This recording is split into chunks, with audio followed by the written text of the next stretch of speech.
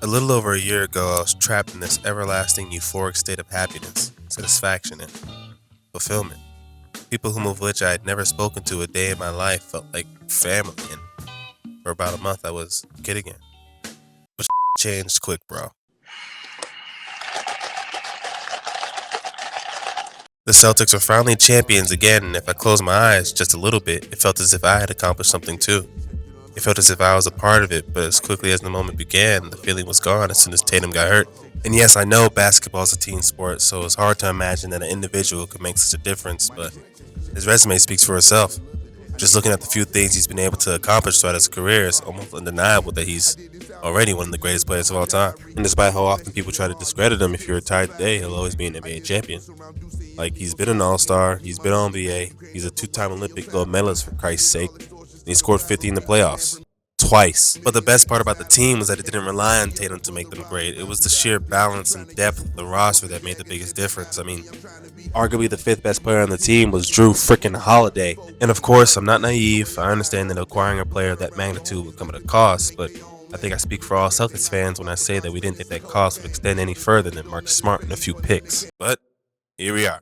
So before I take my pessimistic view of the future any further, I wanted to acknowledge the fact that we won a championship in the first place.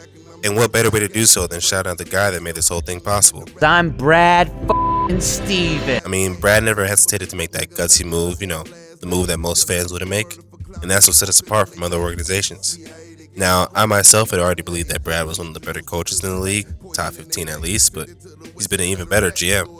And although it still may be up for debate whether his promotion came from his basketball acumen or Wick's desire to save money, nevertheless, it was a masterful move that propelled us from being just a championship contender to championship favorites. I mean, give me a break, man. The proof's in the freaking pudding. He turned Kemba Walker into Al Horford. He turned Romeo Langford and Josh Richardson into Derek White. He turned the remains of Robert Williams and Malcolm Brogdon into freaking Drew Holiday. And last but not least, he got Kristaps Porzingis for the artist formerly known as Marcus Smart. I mean, who is this guy? And he got picks. He got picks for that deal. It's insane. Not to mention all the diamonds in the rough like Sam Hauser, Peyton Pritchard, and this guy. You tell me that you look at this guy and see a basketball player. You don't? Well, Brad did. God did. And the craziest part about it all is that in spite of winning a championship, Brad still may have something to prove. I mean, it might end up being the ultimate challenge. Like, he had a championship roster once, so now it's his job to take it all down and start from scratch. It's kind of like that Wesley Snipes meme from New Jack City where he's like holding the gun and crying. Yeah, that's Brad. And I mean, he's done his job so far. Like, we started the offseason with this roster, and he managed to shed over $300 million in salary, and now we're starting the new season with this.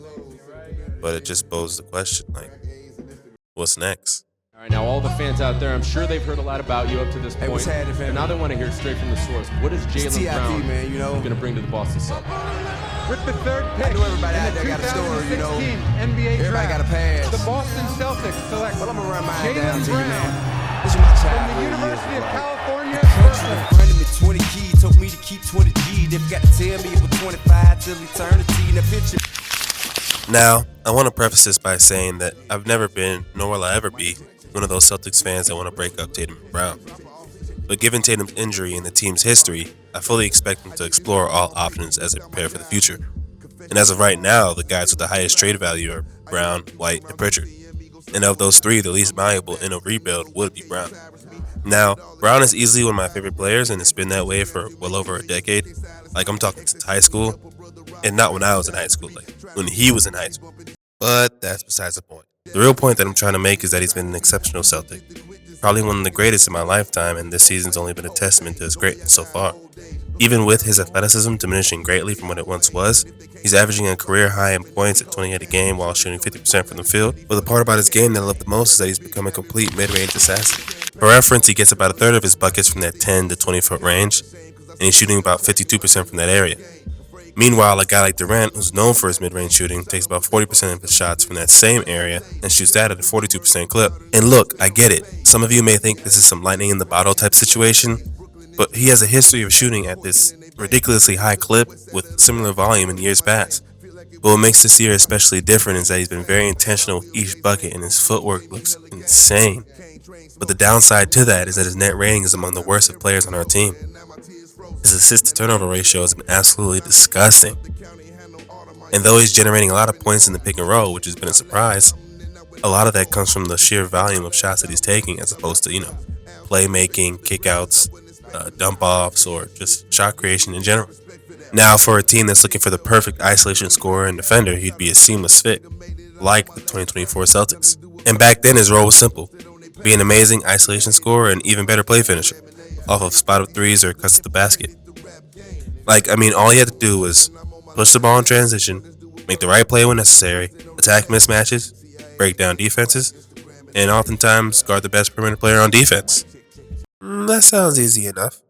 Wrong. Now, obviously, that's a joke, but a role like that would seem pretty simple compared to what he's asked to do now and what he'll be expected to do in the future, especially if this rebuild continues. Now, like I said earlier, he'd be a seamless fit for a bunch of teams that are interested. And if he continues shooting like this, it'll just be icing on the cake.